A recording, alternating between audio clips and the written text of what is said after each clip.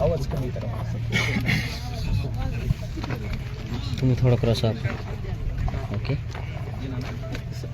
देशी वृक्ष लागवडीसाठी कायमच तुम्ही एक मोहीम चालवत आहे. धाराशिवमध्ये 10 लाख वृक्ष एकाच दिवशी लावणार आहे, तेही देशी आहेत सगळे. काय भावना आहे?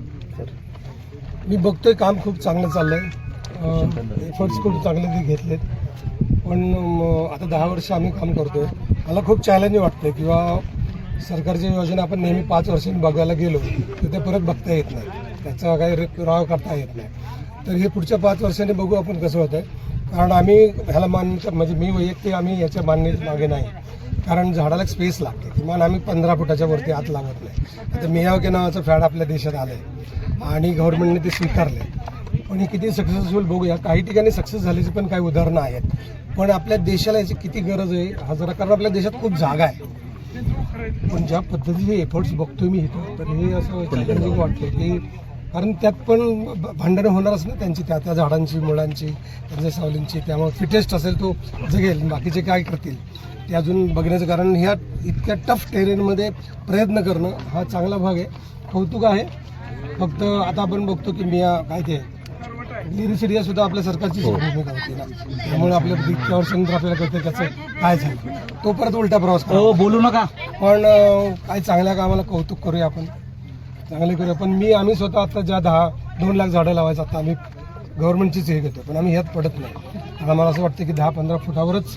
कारण आमच्याबरोबर जे सायंटिस्ट तज्ज्ञ लोक आहेत त्यांचं म्हणणं आहे की शक्यतो ह्याला सेकंडरी महत्त्व द्यावं. पण आता सरकार आपण आहे, आपलंच सरकार आहे आणि त्यांनी ही भूमिका घेतली तर आपण त्यांचा अभ्यास करूया आणि पुढे अजून 5 वर्षांनी बोलूया. गणवन संकल्पना जी आहे ती थोडक्यात आपल्या म्हणण्यानुसार किंवा आपण जे अभ्यास केला त्याच्यानुसार ती परिपूर्ण नाहीये असं थोडक्यात आपल्याला. हा, म्हणजे कसं, ती झाडांची मुळं नंतर वाढणार कुठं.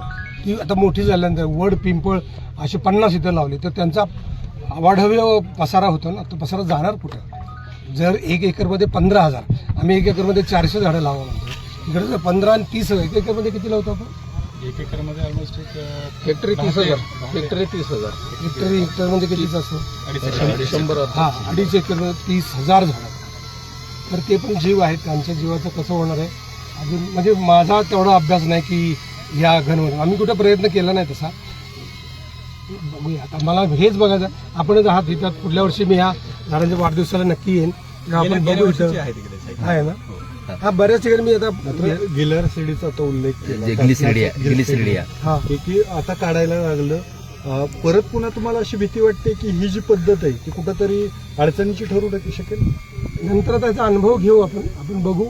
पण आमच्या मते माहिती करायचं समजा पानसरे की आमच्याकडे तज्ज्ञ लोक काय आहे त्यांचं हे म्हणणं की ह्याला सेकंडरी महत्त्व द्यावं. आपल्याकडे जागाच कमी आहे आणि सगळ्या प्रजाती लावायच्या. ठीक आहे, आपल्याकडे खूप जागा आहे आणि एका घरात 4 माणसं राहतात, तिथे जर 40 राहायला लागले तर त्या लोकांचे हाल होणारच ना. जर ते 4 माणसांची सोय असली, अरविंद जगताप आलेले आहेत, तर असं ह्या पण आता काय की हा अनुभव घ्यायचा आहे. आपण ट्रायल करून बघतोय आणि मला वाटतं इतर ठिकाणी घेतलेला म्हणजे बीडचा अनुभव मला वाईट आहे, सक्सेस नाही झाला. आता यांच्याबद्दल खूप कलेक्टरांच्याबद्दल त्यांच्याबद्दल ऐकतोय की त्यांनी खरोखर खूप चांगलं काम केलं आणि मी बघतोय पण चांगलं आहे. एफर्ट्स खूप चांगले आहेत. आपण बघूया प्रत्यक्षात. मी काय सरकारी अधिकारी नाही, यांचं प्रोटोकॉल म्हणून यांचं लगेच हो म्हणायला. सायाजी सर, तुमची एक संकल्पना आम्ही तुळजापुरामध्ये खूप दिवसापासून ऐकतोय. ती संकल्पना आपण प्रसादाच्या ठिकाणी झाड द्यावं अशी मागणी केलेली प्रशासनाकडे. काय कधी प्रशासनानं त्याला सकारात्मक कसा प्रतिसाद दिलाय, त्याच्यानंतर आपलं काही बोलणं झालंय का? आणि मुख्यमंत्र्यांना मी हे 10 वर्षापूर्वी सांगितलं होतं आणि त्यांना आवडली पण होतं. पण ते दरवेळेस सांगायचे की त्यांना बोला आणि ते तसं काय झालं नाही. पण यावेळेला तिकडून पण हो म्हणाले आणि कीर्तनी साहेबांशी आज बोललो. आज आम्ही मीटिंग करणार आहोत मंदिर ट्रस्टींबरोबर. मला ते ट्रस्टी तेच आहेत ना, तुम्ही प्रमुख असतात, तर त्यांच्याबरोबर महाराष्ट्रात पहिल्यांदा वृक्षप्रसाद योजना सुरू करणार आहोत. तुळजाभवानी आद्यदैवत मानलं जातं. तिथं 30 दिवस 30 प्रकारची झाडं जातील. एका दिवशी 500 अभिषेक झाले तर 500 झाडं जातील आणि ती 500 झाडं एक पुजारी तेवढ्यासाठी असेल, म्हणजे 4 पुजारी असतील कदाचित, 5 माणसं कामाला असतील आणि 1 फुटाचं झाड असेल, रोप असेल आणि ते 30 प्रकारची झाडं जेव्हा जातील ती 90 प्रकारापर्यंत जातील. पण ही योजना जर सुरू झाली तर असे 10 मेवाक्यांना भारी पडेल अशी ती म्हणजे योजना म्हणजे भक्तांना झाड दिलं जाणार आहे की काय? जे अभिषेक, जे लोक अभिषेक करतात त्यांना अभिषेक करताना जी पूजा करतात त्यात पुजारी सांगतो ना की ह्या देवीचं महत्त्व याचं, त्याबरोबर एका झाडाचं महत्त्व सांगणार.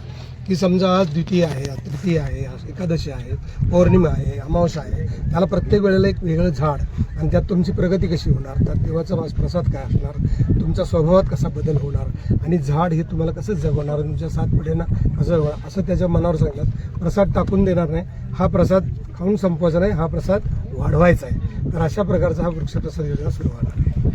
तर आता देशामध्ये आंदोलन सुरू आहे जेएनजीची. वृक्ष लागवड ही सुद्धा एक दीर्घकाळासाठी आहे. त्या तरुणांसाठी पुढच्या ह्याच्यासाठी काय सांगाल, किती गरजेचं आहे हे सगळं?